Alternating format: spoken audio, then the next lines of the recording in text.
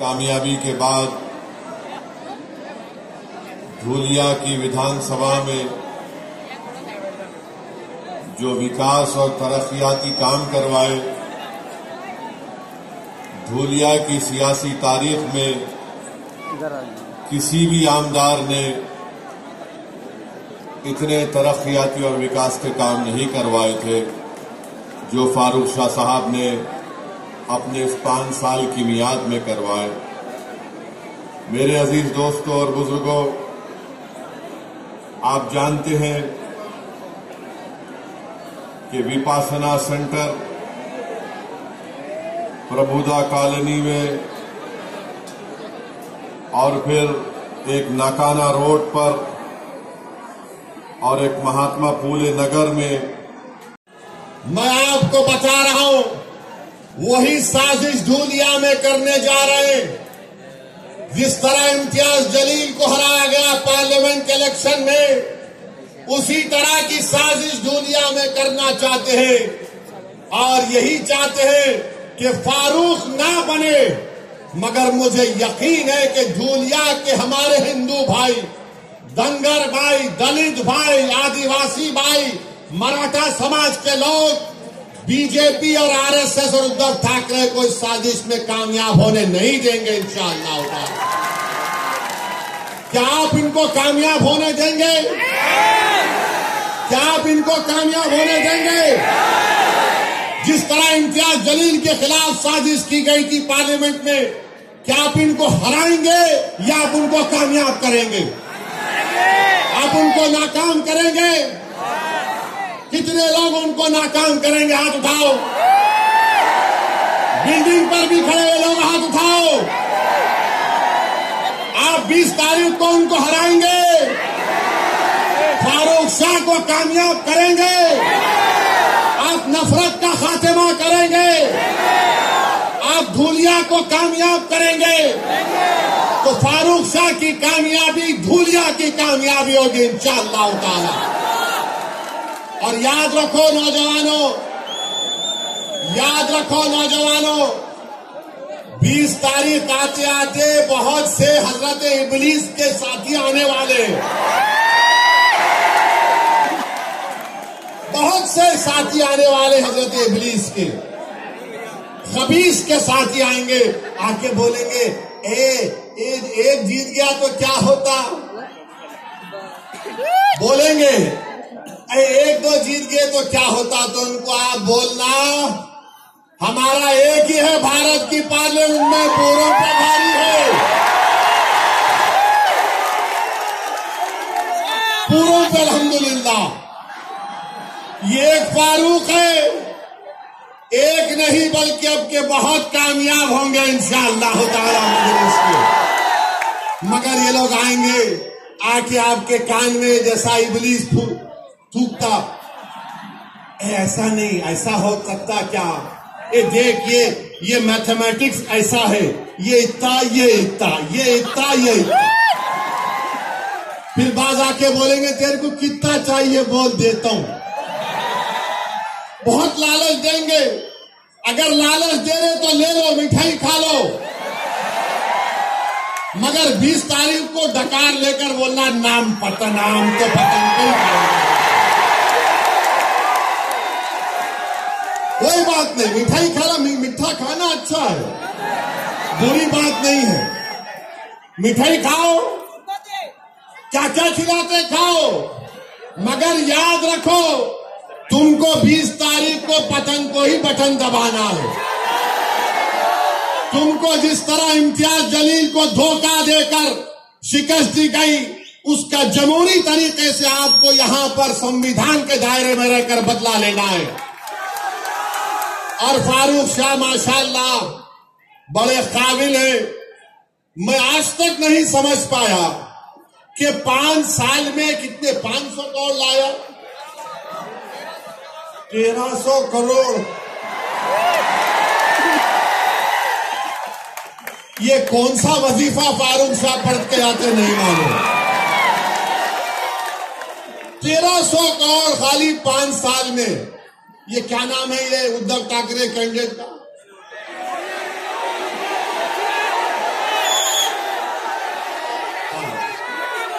अरे गोटे साहब,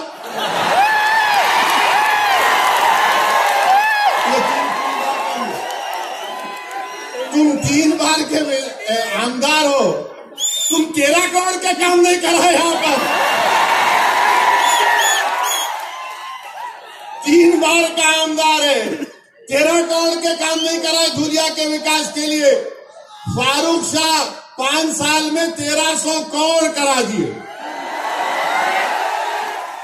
अब बीजेपी के उम्मीदवार है, अब उनको तो खाली गाली दे रहे मेरे को, ये ऐसा वो ऐसा, वक्फ का हम वो ले लेंगे, हम मस्जिद ले लेंगे, हम कब्रिस्तान ले लेंगे, हम खानखा ले लेंगे, हम फुला ले लेंगे। अरे भाई साहब, आप क्या क्या लेना चाहते, क्या क्या लेना चाहते आप? याद रखो, हम भी ले सकते, तुम्हारी याद रखो। 20 तारीख को हम लेंगे, क्या लेंगे वो तुमको मालूम। 20 तारीख को हम लेंगे, क्या लेंगे? धुलिया की सीट फारूक शाह के लिए लेंगे इंशाअल्लाह। अरे कोई बात है, मैं बीजेपी का हूं, मैं ये ले लूंगा, मैं वो ले लूंगा। अरे आप क्या बादशाह सलामत है, उंगली रखते कि मेरी हो जाती। अब वक्फ बिल का बोल रहे हम मस्जिद ले लेंगे। मेरे को पार्लियामेंट में बीजेपी के एमपी मिले गलती से, वक्फ बिल के बारे में मेरे को बोले ओवैसी। मैंने पूछा, बोलो प्यारे, बोले क्या तुम वक्फ बिल के बारे में इतना बोलते? अरे यार, तुम जाके खेत में नमाज पढ़ते, वो तुम्हारी वक्फ हो जाती। तुम बैठ के कुरान पढ़ते, वो जगह तुम्हारी वक्फ हो जाती। मैंने बोला तुमको गलत है, तीसरा भी एक है। बोले क्या? मैं पार्लियामेंट में भी कभी कभी नमाज पढ़ जाता तो मेरी हो जाती।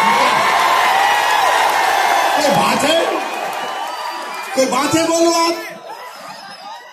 भाई उर्दू की एक कहावत है, दखनी कहावत है कि मामू की दुकान पे नाना की फातिहा बोलते ना। अरे जब तक मेरी प्रॉपर्टी नहीं रही, मैं वक्फ कैसे करूंगा? मगर मोदी जी एक फैला दिए और वक्फ सब नहीं। भारत सरकार में इंडियन आर्मी के बाद सबसे ज्यादा जायदादें वक्फ बोर्ड के पास है। मोदी जी, आप एक काम करना मेरा, और ये जो बीजेपी के कैंडिडेट्स को भी बोल रहा हूं मैं, मुंबई में हाथ को कमजोर करना है। मैं जानना चाहता हूं और मुझे यकीन है कि धुलिया की आवाम जो 5 साल में फारूक शाह ने डेवलपमेंट के काम करवाए, अब बीजेपी के उम्मीदवार के बारे में मुझे कोई बता रहे थे कि वो ये पुकार कर कह रहा है कि मैं मस्जिदों को ऐसा कर दूंगा। वो पुकार कर कह रहा है कि मुझे इनके वोट की जरूरत नहीं है। क्या क्या अनाप शनाप बीजेपी का कैंडिडेट बक रहा है। फिर उसके बाद जो आप देखें कि शिवसेना उद्धव ठाकरे का कैंडिडेट है, माशाल्लाह वो किसी एक जगह टिकने वाले नहीं है।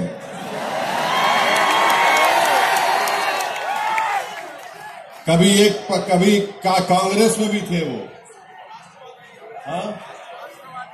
राष्ट्रवादी कांग्रेस में भी थे, फिर बीजेपी में भी गए। अब उनको नजर आया कि उद्धव ठाकरे को पकड़ लूंगा, वहां पकड़ लिए। ये पहले भी 2 मर्तबा के एमएलए थे। मैं बीजेपी और उद्धव ठाकरे की पार्टी के कैंडिडेट से हम जानना चाहते हैं कि तुम सिर्फ मुसलमानों से, सेकुलरिज्म से नफरत करते हो। बताओ धुलिया के लिए तुम्हारा क्या प्रोग्राम है? तुम धुलिया में क्या करना चाहते हो? तो दोनों के पास कोई प्रोग्राम नहीं है। दोनों यही चाहते हैं कि कुछ भी हो जाए, फारूक शाह दोबारा कामयाब ना हो। इनको एक ही चीज, रातों की नींद इनको हराम कर दी कि 5 साल में फारूक शाह ने कैसे इतने करोड़ रुपए के काम मंजूर करवा कर लाया। जो काम आज उद्धव ठाकरे का जो उम्मीदवार है वो 3 मर्तबा का आमदार है, मगर वो कुछ काम नहीं कराया। आज जो बीजेपी का उम्मीदवार है वो तो सिर्फ नफरत की बात करता है, वो तो सिर्फ दिलों को तोड़ने की बात करता है। उसके पास जनता के विकास के लिए, धूलिया की तरक्की के लिए कोई बात उनके जबान पर नहीं आती। 5 साल में इस शहर में, इस विधानसभा में अमन रहा। यहां पर हिंदू मुसलमान के झगड़े नहीं हुए। यहां पर दलितों पर उनको इंसाफ दिलाने की फारूक शाह ने पूरी कोशिश की। आदिवासियों को उनका मुकाम दिलाने के लिए फारूक शाह ने मेहनतें की। धंगरों को उनका जायज मुकाम दिलाने के लिए फारूक शाह ने मेहनतें की। और हम आज भी कह रहे हैं कि महाराष्ट्र में जहां पर मुसलमानों में जो वो 13 जितनी कास्ट है उनको आरक्षण मिलना चाहिए, क्योंकि बॉम्बे हाई कोर्ट ने उसको मंजूर किया। हम वहीं पर कहते हैं कि हमारे मराठा भाई बहनों को भी आरक्षण मिलना चाहिए, हम उसके खिलाफ नहीं है। अब आप बताइए किस बुनियाद पर फारूक शाह की मुखालिफत करने ये लोग आ रहे हैं। मैं आपको बताना चाहूंगा मेरे अजीज दोस्तों और बुजुर्गों, फारूक शाह ने सिर्फ मुसलमानों का काम नहीं किया, फारूक शाह ने मुसलमानों का काम किया, हिंदू भाई बहनों का भी काम किया, दलितों का भी काम किया, हमारे बौद्ध मजहब के मानने वालों का काम किया, कोली बरादरी का काम किया, धंगर बरादरी का काम किया। ये काम मराठाओं के लिए फारूक शाह ने काम किया। मगर बीजेपी और शिवसेना के पास एक ही फार्मूला है, बस गाली दो तो ओवैसी को और फारूक शाह को गाली दो और उन दोनों के नाम पर वोट हासिल करो। अरे तुम कब तक मेरा नाम लेकर, तुम कब तक फारूक शाह का नाम लेकर वोट लोगे? अरे क्या तुम्हारे घर में कोई और नहीं दिख रहा हमारे सिवा तुम लोगों को?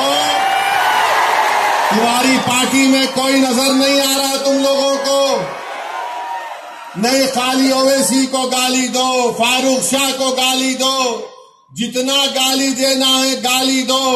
मगर धूलिया की जनता ने देख लिया कि फारूक शाह ने जो काम किया वो काम धूलिया की तारीख में कोई विधायक, कोई आमदार नहीं किया था, सबका काम किया। मोहन भगवत उनके घर पे गए थे।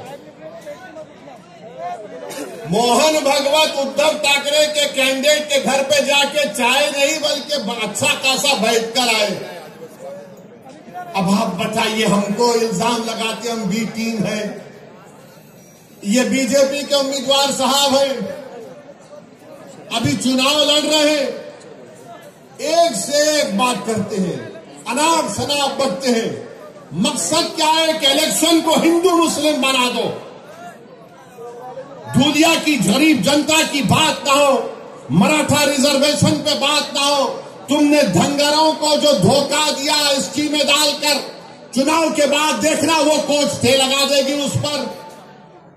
इन दोनों का मकसद एक ही है कि हिंदू मुस्लिम का इलेक्शन करा दो, उसके बाद देखा जाएगा।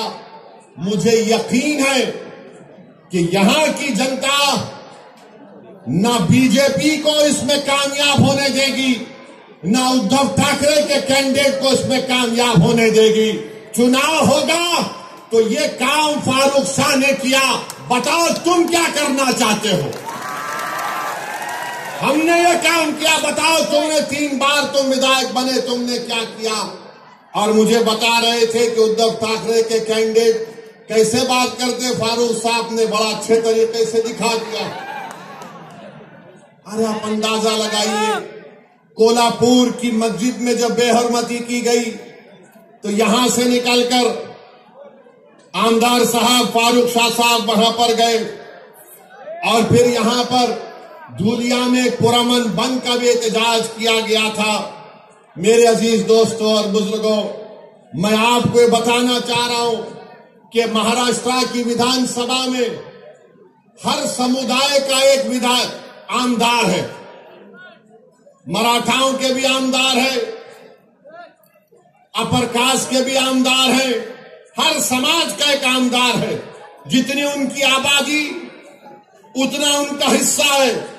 मगर महाराष्ट्र की विधानसभा में अगर एक समुदाय है जिसकी आबादी के मुताबिक उनका आमदार नहीं है तो वो मुसलमान बिरादरी।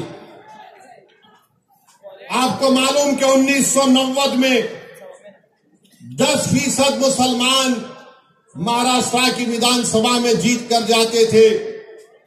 आज 2019 में सिर्फ 5% जीत कर गए। इसका जिम्मेदार कौन है बताओ? इसका जिम्मेदार वो लोग हैं जो सिर्फ हमारा वोट लेते हैं और फिर हमको भूल जाते हैं। मैं आपको धूलिया की जनता को, इन नौजवानों को, बुजुर्गों को एक पैगाम देने आया हूं कि इम्तियाज जलील 15 साल के बाद 2019 में मेंबर ऑफ पार्लियामेंट बना, खासदार बना। 2024 का चुनाव आया तो सब के सब एक हो गए। मोहब्बत की दुकान, नफरत की दुकान, तमाम दुकानदार एक हो गए और सबने कहा कि हमने एक मुसलमान को टिकट नहीं दिया। ना मोदी ने दिया, ना उद्धव ने दिया, ना चाचा ने दिया, ना फुला ने दिया। सबकी एक ही ख्वाहिश थी कि कुछ भी हो जाओ महाराष्ट्र से, महाराष्ट्र के 11% मुसलमान का एक एमपी औरंगाबाद से जीतकर पार्लियामेंट में ना जाए। वो अपनी साजिश में कामयाब हो गए। इम्तियाज जलील को उन्होंने हरा दिया। मगर मैं सलाम करता हूं इम्तियाज जलील को, वो हार गया। मोदी जी बोलते हैं सबका साथ, सबका विकास, मगर आप बताइए, मैं पूछना चाहता हूं यहां के मुख्यमंत्री शिंदे से, फडणवीस से, ये हमको बताइए कि महाराष्ट्र से ये ड्राई पार्क का प्रोजेक्ट जो 3000 करोड़ का था वो गुजरात क्यों चला गया? बताओ शिंदे साहब, ये ड्राई पार्क का प्रोजेक्ट 3000 का कैसे गुजरात चला गया? बताओ मोदी जी, जो महाराष्ट्र को आकर अब चुनाव में शुरू कर देंगे लंबा लंबा फेंकना। ये टाटा एयरबस का प्रोजेक्ट 22,000 करोड़ का वो महाराष्ट्र से चला गया। वेदांता फॉक्सकॉन का प्रोजेक्ट 1,50,000 करोड़ का महाराष्ट्र से चला गया। ये मेडिकल डेवलपमेंट पार्क जो 424 करोड़ का था वो महाराष्ट्र से चला गया। आखिर हो क्या रहा है महाराष्ट्र में? ये देश का दूसरा बड़ा प्रदेश है। यहां पर किसानों का हाल ये करके रख दिया कि आज किसान के बेटे की शादी नहीं हो पा रही है महाराष्ट्र में, और अगर वो किसान मराठा रहे तो उसको और परेशानी हो रही है। इसीलिए मराठा लड़ रहा है आरक्षण के लिए। बताओ आखिर बीजेपी ने क्या दिया है महाराष्ट्र के लिए? अब मोदी जी आकर बोलेंगे मैं यूसीसी लगा दूंगा महाराष्ट्र में। आप देखना बीजेपी आकर बोलेगी नहीं नहीं, हम महाराष्ट्र में यूनिफॉर्म सिविल कोड को लाएंगे। हम पूछना चाह रहे ये टाटा एयरबस का प्रोजेक्ट कहां गया? तो मोदी जी बोलेंगे यूसीसी ला लूंगा। जब महाराष्ट्र का मराठा पूछ रहा है, महाराष्ट्र का किसान पूछ रहा है आज हम इतने परेशान क्यों हैं? आज हम इतने गरीब क्यों हैं, मखरूस क्यों हैं? तो मोदी जी बोलेंगे भाइयों बहनों, लव जिहाद हो रहा है। आप बताइए, महाराष्ट्र में इतना बड़ा प्रदेश, मगर इसके बारे में बीजेपी के पास कोई प्रोग्राम नहीं है। आप देखते हैं कि महाराष्ट्र में बाबा सिद्दीकी का कत्ल कर दिया गया, गोली मारकर मुंबई में बाबा सिद्दीकी को गोली मार दी गई। क्या हो रहा है महाराष्ट्र में कि 3 बार का एमएलए बाबा सिद्दीकी, उसको गोलियां मार देते हैं, 6-6 गोलियां मारते हैं। बताओ नरेंद्र मोदी, बताओ अमित शाह, बताओ शिंदे, बताओ फडणवीस, कैसे बाबा सिद्दीकी की मौत हो गई? अरे बताओ अजीत पवार, वो तो तुम्हारी पार्टी का था, तुम अपनी पार्टी के आदमी को नहीं बचा सकोगे तो तुम अपने आप को कैसे बचाओगे? नहीं, हम इतने दिन में पकड़ के दिखाएंगे। किसको पकड़े तुम? कहां है असल करने वाला? तो हर 2 दिन को मीडिया में आता, पुलिस वहां गई, पुलिस यहां गई, पुलिस वहां गई। अरे क्या महाराष्ट्र की पुलिस बड़ी काबिल पुलिस है? महाराष्ट्र के पुलिस का इंटेलिजेंस नेटवर्क बहुत स्ट्रांग है, मगर क्योंकि मोदी का राज है, इसलिए महाराष्ट्र की पुलिस को कमजोर करके रख दिया गया। और इसी कमजोरी की वजह से आज आप देखते हैं कि जुल्म पे जुल्म हो रहा है, जुल्म पे जुल्म हो रहा है। बाबा सिद्दीकी को क्यों मारा गया? किसी के पास जवाब नहीं है। कोई बोलता है कोई जेल में बैठा है, उसने मार दिया। कोई बोलता है नहीं, वो फुला झगड़ा था, उसने मार दिया। अरे सवाल ये पैदा होता है कि मारने वाले के पीछे दिमाग किसका है? वो दिमाग कौन है? तो बोलेंगे नहीं, हम देख रहे हैं, कोशिश कर रहे हैं। मेरे अजीज दोस्तों और बुजुर्गों, महाराष्ट्र में कोई एक उठ के बोलता है, बीजेपी का नेता, मैं मस्जिद में घुस के मारूंगा। अब आप बताइए, उस पे केस तो बुक हो गया, मगर बोल रहा है मस्जिद में घुस के मारूंगा। आखिर महाराष्ट्र में इतनी छूट कैसे मिल गई इन लोगों को कि कोई एक समुदाय के मजहबी जगह के बारे में कहता है कि मैं मस्जिद में घुस के मारूंगा? आखिर क्या करना चाहते हैं महाराष्ट्र को ये लोग? क्या यहां पर आप दंगे कराना चाहते हैं मोदी जी? क्या करना चाहते हैं महाराष्ट्र में आप? फिर कोल्हापुर की मस्जिद की बेहरमती कर दी गई। आखिर क्या हुआ वहां पर? कौन है उसके पीछे? फिर आप ये भी देखते हैं कि कोई एक फुला शख्स है, उन्होंने रसूलुल्लाह सल्लल्लाहु अलैहि वसल्लम की शान में गुस्ताखी करने की कोशिश की। उनके बाजू खड़े हो जाते हैं शिंदे और बोलते मैं इनके साथ हूं। अरे आप उनके साथ हैं या महाराष्ट्र के जनता और भारत के संविधान के साथ हैं? बताओ शिंदे। कोई खड़े होकर अनाप शनाप बकता है, कानून उसके ताल्लुक से कहता है कि किसी को भी इजाजत नहीं है कि वो किसी मजहब के बारे में अनाप शनाप बके। और सारी दुनिया जानती है कि इस्लाम के मानने वालों के लिए प्रॉफेट मोहम्मद सल्लल्लाहु अलैहि वसल्लम हमारे जिस्म से अगर पूरा खून भी निकल जाए तो हमारे लिए कम है। वो है हमारे लिए प्रॉफेट मोहम्मद सल्लल्लाहु अलैहि वसल्लम।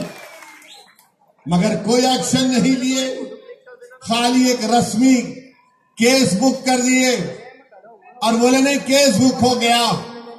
जो मजलिस को बी टीम बोलते, कोल्हापुर का। उसके बाद में आमदार साहब ने हेल्थ सेंटर में भी काम किया, नए सिविल हॉस्पिटल को भी किस तरीके से मुनज़्ज़म किया जाए, शादाब किया जाए, उसके लिए भी मेहनत की। और पूरे सिविल हॉस्पिटल जो बंद हो चुका था उसको भी 200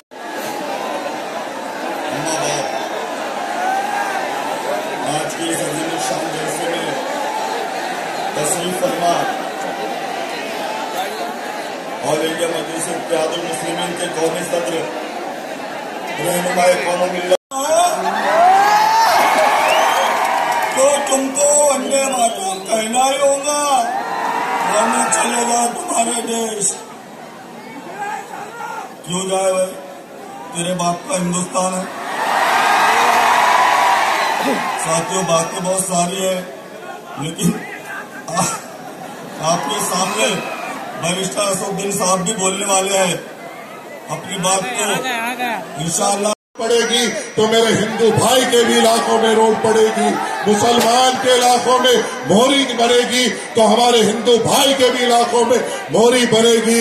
इन 5 सालों में फारूक शाह ने बेमिसाल काम किया है।